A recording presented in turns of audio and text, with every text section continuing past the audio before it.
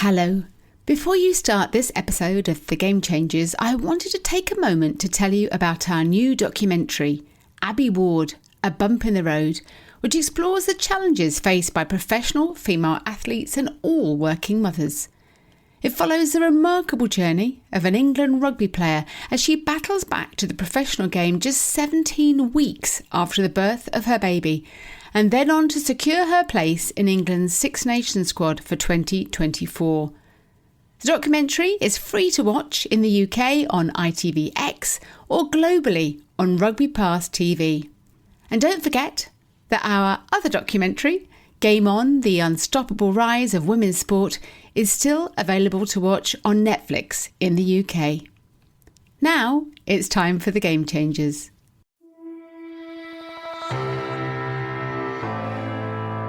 Hello and welcome to The Game Changers. I'm Sue Anstis, and this is the podcast where you'll hear from trailblazing women in sport who are knocking down barriers and challenging the status quo for women and girls everywhere. Before we start, a big thank you to Nissan for sponsoring this episode with guests from Manchester City Women. Nissan's been a long-term partner of Man City Women across the past decade in the WSL. Man City Women are currently playing their 10th season as a fully professional team, having officially relaunched in January 2014. Their story combines success on the pitch with continued progression off the field. Having won the Continental Cup in their first campaign, City's gone on to win 8 domestic trophies. These achievements have also left a significant mark on the international front, with 12 members of England's Euro-winning squad being City players. The club is constantly looking to break new boundaries off the field and has played a significant role in growing the women's game. Today, I'm speaking to 2 game changers from Man City on and off the pitch. Former England and Super League netballer Charlotte O'Neill has held positions at British Swimming, the Olympic Games in Beijing and London, and the Rugby World Cup before she joined Manchester City Football Club in 2015. As Director of Operations and Development, Charlotte oversaw strategic direction and delivery at Man City's Boys Academy and was appointed Managing Director of Manchester City Women in December 2023. Esme Morgan was a lifelong City fan who joined the club at under-15s level and quickly progressed through the regional talent squad into the Man City first team. She is a Lioness who has featured throughout all youth levels of the England national setup since she was first called up to the under-17 team in 2017. Esme won her first England senior cap in October 2022 and was included in the FIFA Women's World Cup squad in 2023. A huge welcome to you both, and I know our conversation will move on to consider both of your roles at Man City today, but I'm really keen to understand your journeys into sport.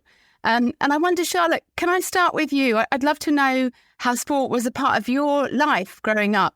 Yeah, thanks, Sue. So we are a really sporty family. My dad was a boxer. My mum, she swam, she horse rode, she did all different sports. My sister played netball, I played netball, horse rode. My brother played football, did karate, boxing, you name it. I think for a number of years, my mum and dad were just taxi drivers, really ferrying us between the various different clubs.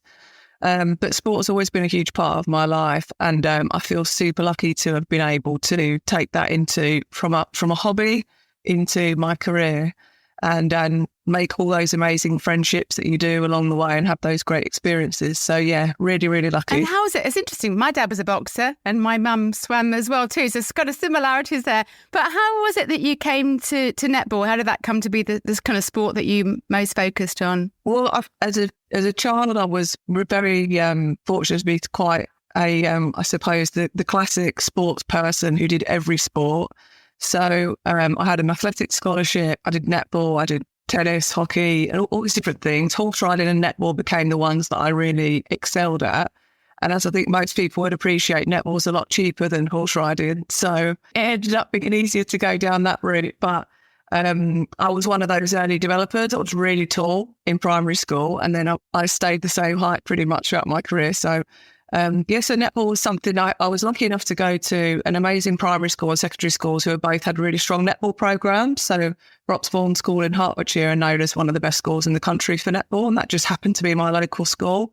And we had an amazing junior club called Turlingford, who again are, one of the best in the country as junior clubs in netball. So I suppose fortunate to live in an area where netball was really big. All the older sisters played for the netball club and went to school, played for the netball team. And I think I just followed on. And it's just such a brilliant sport because you only need your trainers. It's really accessible and you can play all year round. And then you've got the camaraderie like football. Team sports are just giving you so much.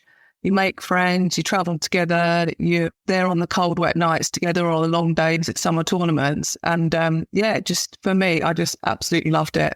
And obviously the pathway's changed a lot, the England pathway now today, and similarly the Netball Super League as well. We've seen those progressions. But you played for and you captained Loughborough in the Super League as it was then. So how much have you seen that change now from, I guess, the outside 10 years on? Yeah, I mean, when I was playing a long time ago, we mainly had full-time jobs and we trained around it. So we were training in the gym at Loughborough in the mornings and then we would do netball in the evenings after work.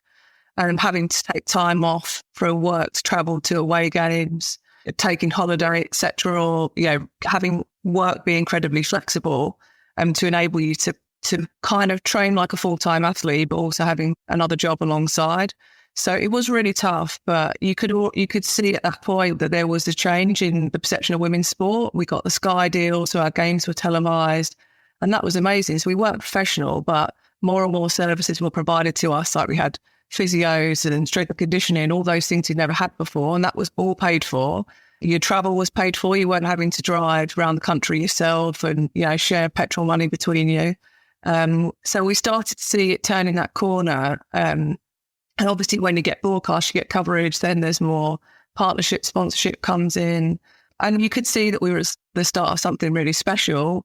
For me, my career then started to take off while I was playing, and I had to make those difficult decisions to kind of focus on one thing. So I unfortunately retired from Super League at about, I think it was 25. But I've still got teammates who are still playing in the Super League, which is incredible. So yeah, I'm really proud of what netball have achieved in those 10 years for sure. Yeah, and where it's going now as well too. So Esme, in terms of your entry into sport, what was your kind of family life and attitude to sport growing up? I loved it, and I just played at every opportunity, really. I can't ever remember a specific time. People ask, when was your first time when you played football? I can't remember. Just as long as I can think back, I always have. And my dad likes to tell the story that I'd always throw a bit of a tantrum if they wanted to take me on a walk somewhere. But he'd say, no, it's all right, we'll take the football. And then I'd be off. So they'd just kick the ball in front of me. I'd toddle up after it and just, like a dog really, I suppose, just kept playing fetch with the ball. But I just always played sport in summer holidays and stuff. Obviously, mum and dad would be working throughout the whole time. So me and my little brother just went to sports camps every day and played different things throughout. So yeah, just loved it. And what are your memories of seeing Man City play as a family? Were you fans of the club? Well, that is my first life memory. It's my first ever City game. It was in 2003, the first season they moved into what's now called the Etihad. And they beat Bolton Wanderers 6-2 at home.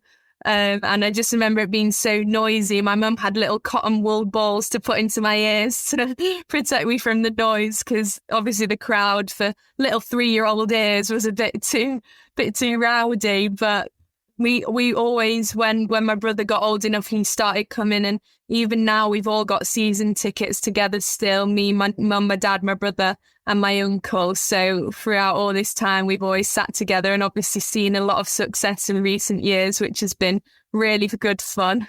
That's fabulous, isn't it? And as a player, how old were you when you realised that you had a kind of real talent above and beyond perhaps others around you?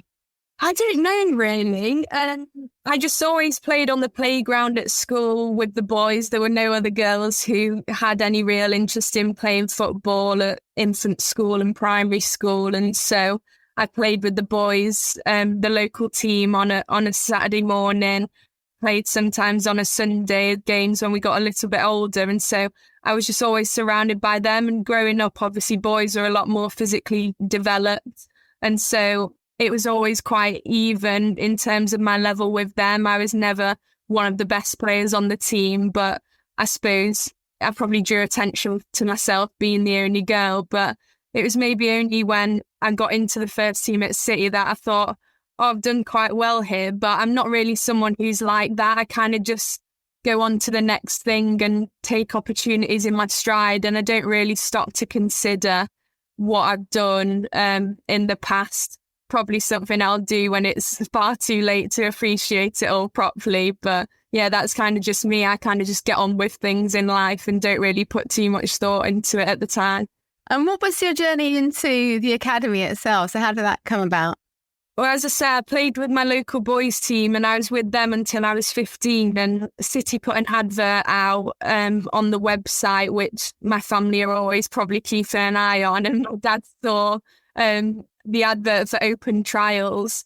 And so I signed up. You had to sort of submit your football experience, and mine was just Ecclesall Rangers local boys team.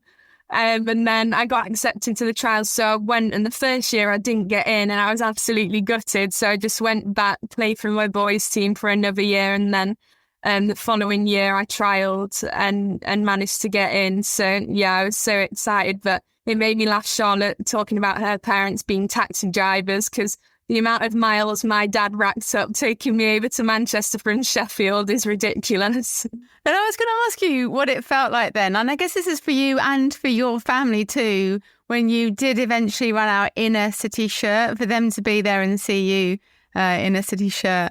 Yeah, I think my mum was definitely in tears. I was just dead giddy. I remember it was, we played against Yeovil away.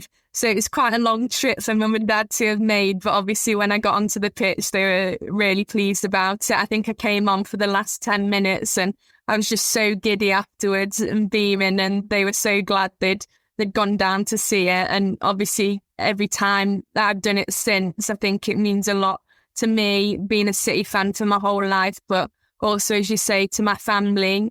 From then going to watching the men's team for years and years to watching their own daughter playing in the women's team is really special and something that makes me really proud.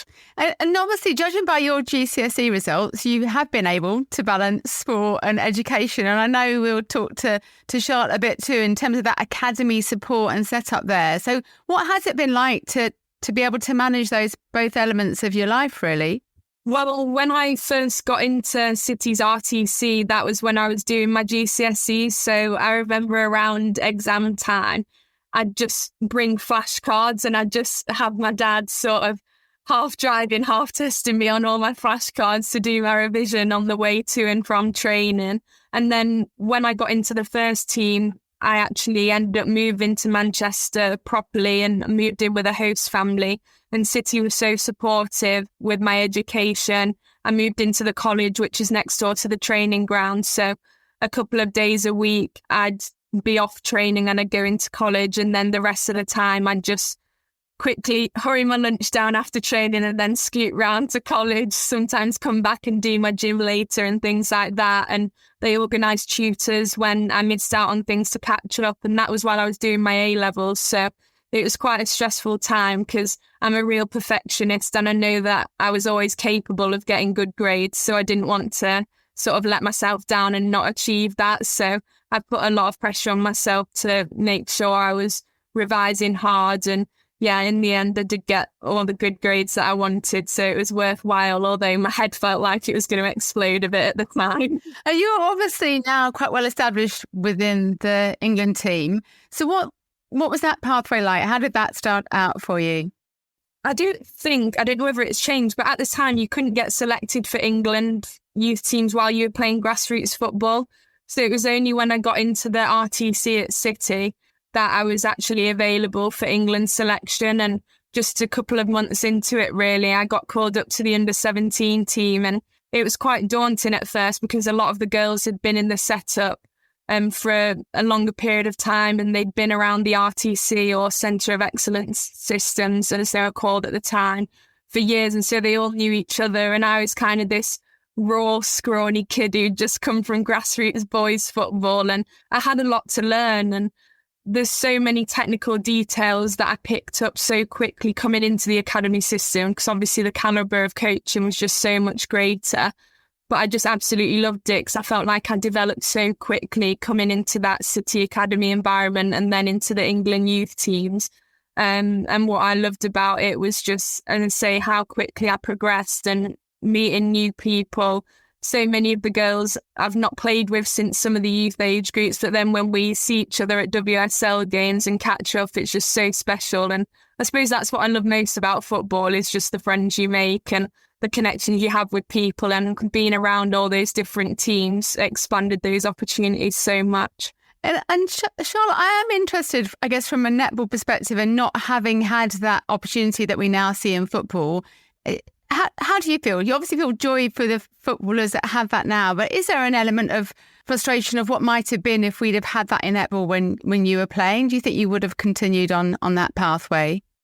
I mean, I don't know, but I think for me, it's always about looking forward and looking, to the future and what we can achieve. So for me, I think netball has made great strides, as has women's football. I think we are at the base of the mountain. There's more to climb, but I feel like we've got all the resources to do it. The wind is blowing in the right direction. And without talking too many cliches, but, I'm really positive about where netball and women's football, women's sport in general can go. Because we've shown that with the right resources, with the right coaches, with the appropriate facilities, that women's sport is only going to get better, and the product itself, the skill level is incredible now. So, like I said, I prefer to look forward and not backwards. And obviously, as you say, through not being on that pathway, you then went on to have this incredible career within sport, and you've had the most extraordinary broad experience of working across sport with roles at organisations like FINA, GB Swimming, London 2012, Rugby World Cup in 2015. So what was it that you enjoyed about working on those really major sports events? Yeah, I think if you look at what a major sport event is, it's a load of diverse people with all their different areas of expertise coming together for one common goal. And you are effectively like a family. The hours are so long. The deadline doesn't move. So you're all striving for the same thing. You all want the same outcome. And I think there are a lot of industries or organisations where that isn't necessarily the case. So with major events, it's super clear you're wanting to put on the best World Cup or the best Olympic Games ever. And therefore, in many respects, the diversity of the staff is really celebrated, and the egos are at the door because you all want the same thing. I think it's probably the closest thing I could get playing sport, because it's all that, it's the teamwork, it's camaraderie, it's being with each other when times are tough, when you're tired, getting to know how each other responds when you're tired, getting to know how you get the best out of each other. And so that was, for me, a fantastic transition outside of playing sport. It gave me a lot of the same things, I suppose. And what was it then that brought you to football and to Manchester City? Because that is a bit of a shift from those big major events, isn't it? Yeah, I think from a role point of view, two things. One is the sad part about working on major events is you establish and grow this amazing team. You all get to know each other. You deliver something incredible together. And then the whole thing finishing this, and then you all have to go and find new jobs, and you all wave goodbye and people disperse across the globe. So that's like the sad bit. And when you've done that a few times, you think, oh, that's such a shame, because it's like having a team that wins the league and then the next season the team's disbanded. You want the chance to do the repeat and to go again and to build. So I really wanted to work on something where the work that we did would only build and build and build to hopefully something great. So the role really appealed to me at City. And then the other thing was the specific role, Director of Operations and Development at our Boys Academy. The way I saw it, it was helping young people achieve their dreams and doing that every single day, talented young footballers, young people, and helping them, fulfill their sporting ambitions and dreams, and also helping them become better people. And Esme mentioned about her GCSE results and her A-level results. And we used to use Esme, the Boys Academy, as proof that it was possible to, if you put into it, that you could achieve academic excellence. And that's something that I'm so proud of in the 8 years that I was in the Boys Academy, that our academic results are outstanding. And that's because we've raised expectation of what was possible. And rather than kind of going down the route of, oh, well, you're doing sport and, you know, something has to give, it is possible to do both. And the skills that, like Esme talked about, like, you know, being dedicated, being organised and, you know, and coping with the pressure are all things I think if you get those, if you get it under your belt, when you then are fully professional, they will really stand you in good stead for the rest of your career. And it's obviously been hugely successful, the Man City Boys Academy. Are there learnings from that side that you'd like to see coming into the Women's Academy too? I guess and vice versa. Yeah, I think in any elite environment, there's always stuff that you learn and you can translate across. So in our Boys Academy, you know, historically we've had more resource, and that's something that then I'm really keen to do on the girls' side to ensure that our girls can train the amount of sessions they need to for the length, with the quality of pitches, with the quality of coaches. They're all things that our academy are now, we are shifting with the leadership of Karen Bardsley, which is amazing.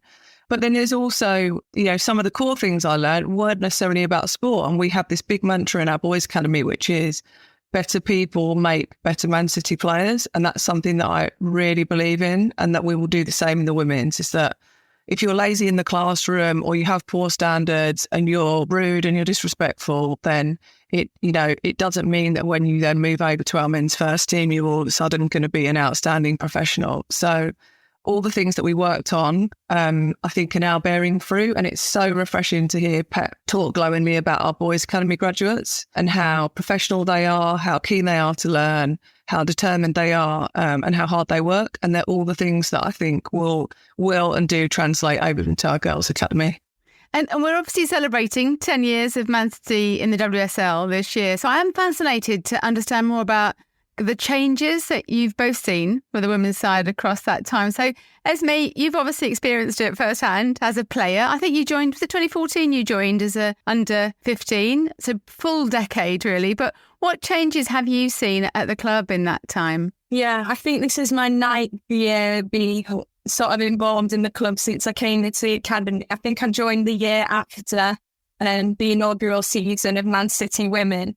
And I suppose one of the most obvious changes to me having been the number of people coming to watch every game. I think when they started, I was just a fan. I used to come and watch as a supporter with my family. And it was over at the Regional Athletics Arena at first. And I think they got maybe several hundred people, whereas now we're consistently getting a few thousand. And obviously going to games at the Etihad and getting 30, 40,000 people coming to watch, which is amazing. And the other thing I think is the standard of player and the standard of, as Charlotte said, the product that's being put out there. I think every single year it improves. We've got young girls now coming into the team who've had female role models, who've known it's a possibility to have a career in women's football, which, I mean, myself, I didn't really until I actually had it. I always tell Steph she was the first women's footballer I'd ever heard of. I first watched her at the London 2012 Olympics, and that was my first awareness of women's football at 12 years old. And now there's girls coming through who've been watching it and inspired by it since they were 3, 4, 5. And so I think the standard over the next few years is only going to keep improving, because the coaching as well further down the pyramid is so much stronger. And so there's so much talent coming through that the product is only going to get better. And I think that is something that has developed hugely in terms of the pace of the game, the physicality and the technical ability of players involved. If you speak to people like Steph and Demi who've been there the whole time, they'll tell you that themselves. So yeah, I think the product's just really grown. And Charlotte, obviously you were appointed Managing Director of Man City Women last year. So huge congratulations on that.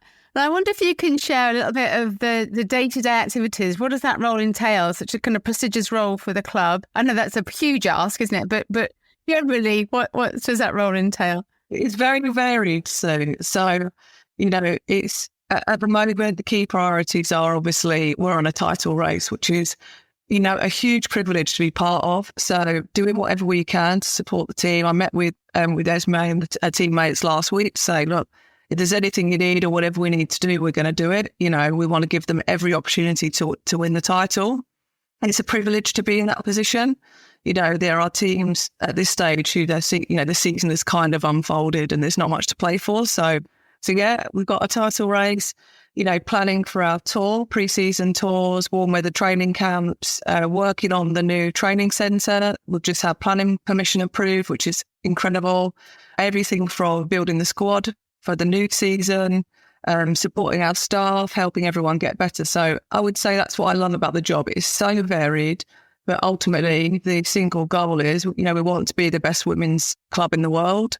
And in order to do that, we have to be the best at everything. And it's working with all my colleagues within the women's programme, with Esme, the team, the coach, captains, etc. Anyone that is involved in our programme, it's about aspiring to be the best and then working every day to improve what we do. And obviously you mentioned the kind of planning permission and developments there, but can you tell us a bit more about the women's home stadiums, the Joy Stadium, and why that feels like from the outside it's been such an essential part of the club's development? Yeah, I think it's amazing. Having your own stadium obviously brings with it so many benefits, not just on the commercial side with food, beverage and controlling, you know, the product that you put out there, but also being able to bring in fantastic partners. So Joy, who are the naming rights partner for our stadium, you know, they're not just they're not a sponsor, they're a true partner. You know, they're working with us on, for example, our buggy and pram store. They're working with us on the breastfeeding areas and all those things that make our stadium family friendly. So having your own stadium means that you can move quicker in terms of making it much better environment for everyone to come and attend. And so it's a huge advantage for us because, you know, I've just been in a meeting earlier today about our fan experience, and we've got independent experts helping us to improve that. So, you know, having your own stadium, it feels more like home. I think Esme would agree. You know, they're in those change rooms all the time.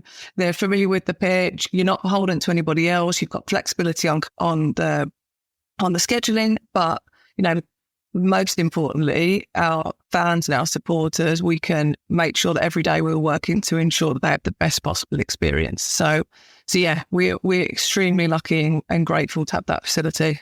I was going to ask you then, Esme, in terms of you as a player and the team, what that means to have that facility. Yeah, we love it. I think right now it's the perfect size because when there's full stands in the Joy and it's a good game and the crowd are getting behind us, the noise is incredible.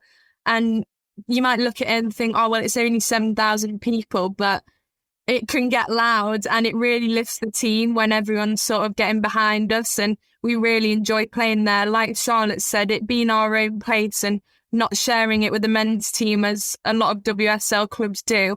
It also just means the quality of the pitch is great, which as a player is something we really value. That's probably why we've had so much success in terms of our results at home over the years.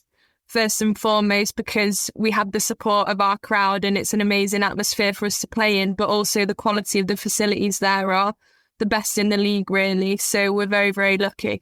And you can hear, can't you, obviously see that Man City has been such a huge trailblazer for women's football in the UK and globally. And I suppose it's now good news. It is good news that we're seeing other clubs upping their game too. So I just wonder, Charlotte, do you see a future where the women's game will ever be on a par with men's in terms of the visibility and crowd sizes and broadcast rights, sponsorship, etc., either at Man City but more broadly across the UK?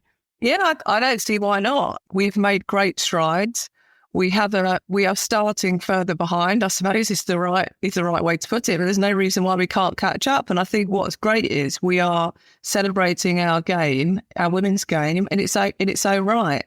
And our supporters club, for example, our Man City Women's Supporters Club, they have our women's season tickets. You know, they watch both teams and they enjoy both games equally. So, of course, you know, we have huge aspirations for where women's football can go.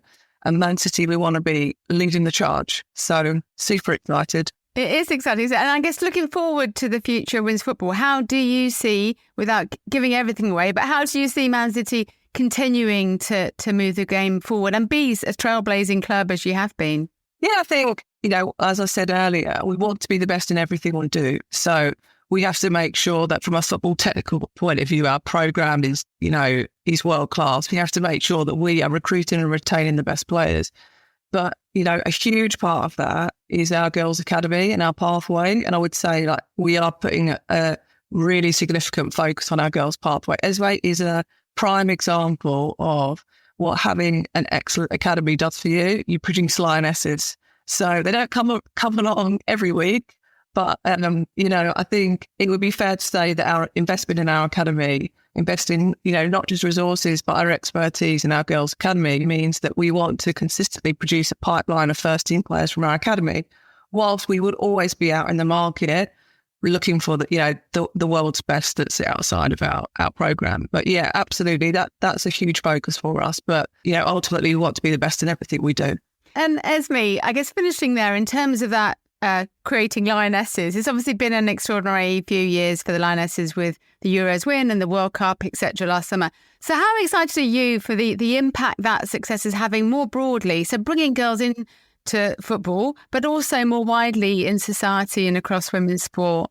Yeah, I think it's really special. The number of people now who recognise the Lionesses, and I think it's such a huge brand. Like, being a lioness is a really prestigious thing, and I think that's really recognised now. And obviously it's amazing seeing the respect that those girls got for women's football when they won the Euros. But also I think women in society can benefit in general from women being successful and be shown to receiving respect. It can spread throughout, and I think that's really important. And just young girls and boys being able to see people from their nation or people from their favourite team being successful, I think it's inspiring. And like I say, having role models to look up to is really powerful, and being able to follow your passion and follow your dreams and try to achieve what those who've gone before you have done, I think is something that as a young person is really special. And yeah, it's really just useful having people to be able to look up to who've been successful, who were once in your shoes. Absolutely. Oh, well, fantastic. Thank you so much to both of you for taking the time to talk. And I kind of wish you well, Esme, with your kind of playing career, and Charlotte with all you're doing at the club and the growth of the club too. So yeah, for the next decade in the WSL, thank you so much for taking the time to talk to me. Thank you. Thanks, Sue. Thanks so much to Charlotte and Esme for taking the time to talk to me, and thanks also to Nissan for supporting this episode. If you enjoyed the podcast, there are over 180 episodes featuring conversations with women's sport trailblazers that are free to listen to on all podcast platforms or on our website at fearlesswomen.co.uk. The whole of my book, Game On, The Unstoppable Rise of Women's Sport, is also free to listen to on the podcast. Every episode of Series 13 is me reading a chapter of the book. The website is also the place where you can find out more about the Women's Sport Collective, our free, inclusive community for all women working in sport. We now have over 7,000 members from over 90 countries who meet online and in person at events and benefit from a very engaged LinkedIn group, regular newsletters, regional hubs, and opportunities to attend key industry events. Thank you also to my brilliant colleague at Fearless Women, Kate Hannon. Do follow us to make sure you don't miss out on future episodes. And if you have a moment to leave a 5-star rating or review, it would be fantastic, because it really does help us to reach new audiences.